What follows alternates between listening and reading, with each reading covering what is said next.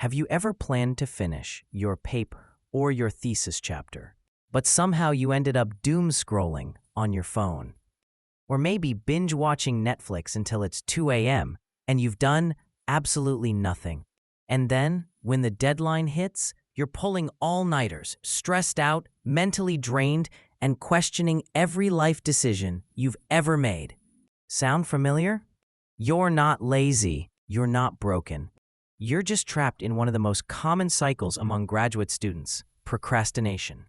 In this video, we're diving deep into why procrastination is so common in grad school, and more importantly, what you can do about it starting today. If you're tired of feeling stuck, overwhelmed, and behind, stick around. This might just change how you work, think, and feel about your research journey. Hey everyone, welcome back to the channel. This is Not Yet Growth. With 2 doctorates and a career in the corporate world, I'm here to share what I've experienced. Based on real-life experiences, this channel shares practical tips and inspiration to help you thrive in academic life, build resilience, grow personally and professionally, and achieve financial well-being. Chapter 1: Why we procrastinate in graduate school. Let's start by understanding the root causes. Procrastination isn't just poor time management. It's often a mix of fear, overwhelm, and perfectionism. And graduate school? It's the perfect storm. Here's why procrastination hits grad students so hard. Reason number 1: we overestimate the time and difficulty. That paper you need to write? It feels massive. That experiment? Complicated. Your thesis? Practically Mount Everest. The moment you think about it, your brain goes, "That's gonna take forever," and you shut down. You magnify the task in your mind until it becomes too overwhelming to even begin. And when your brain sees a mountain, it naturally avoids climbing. But often, it's not even a mountain, it just looks like one from far away. Reason number 2: no clear deadlines. Sure, the thesis is due, but that's 6 months away, right? Without short-term checkpoints, everything feels distant and abstract. And what feels far away doesn't feel urgent, so we delay. Unlike coursework with regular due dates, your research is often self-paced.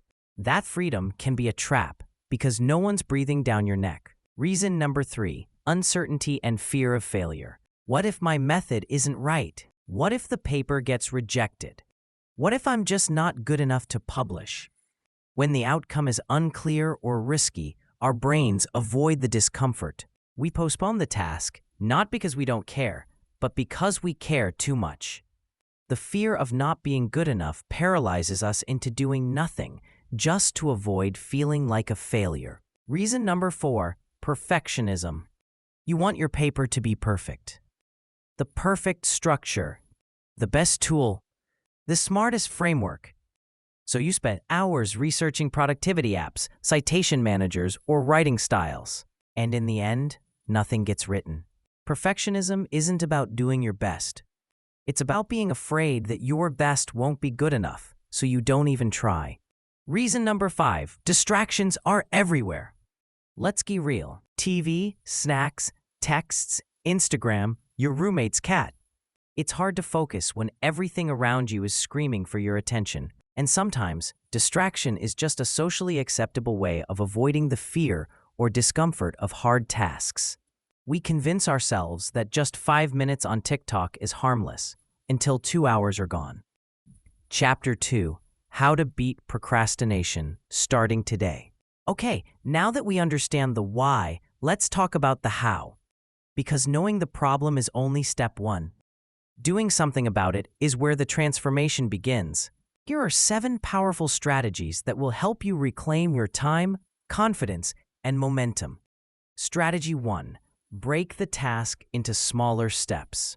Don't say, "I need to write a paper." Say, "Today, I'm writing just the abstract," or "I'm outlining the introduction." Micro goals lower the barrier to entry. They make starting easier, and every tiny win builds the momentum for the next step. Think in chunks, not chapters. Make the goal so easy that it's hard to say no. Strategy 2: set personal deadlines. Your thesis deadline may be 6 months away, but when will you finish the intro? Set deadlines for each part. Outline by Monday, introduction by Friday, first draft in 2 weeks. Personal deadlines give you clarity and structure. They help create urgency without anxiety. And remember, it doesn't have to be perfect. It just needs to be done. Strategy 3. Accept uncertainty. Let go of needing a guaranteed result. Not every paper gets accepted. Not every idea works. But every attempt teaches you something valuable. You don't need certainty to begin. You need courage to start. Keep shooting, even if you miss it first. That's how you improve. Research is built on exploration and iteration. You will course correct, but you can't course correct if you don't even take the first step. Strategy 4. Focus on progress, not perfection. The perfect paper doesn't exist. The perfect writing method also doesn't exist. What exists is progress and momentum. Done is better than perfect. Write, edit later, improve with feedback, but start now. Think about it this way.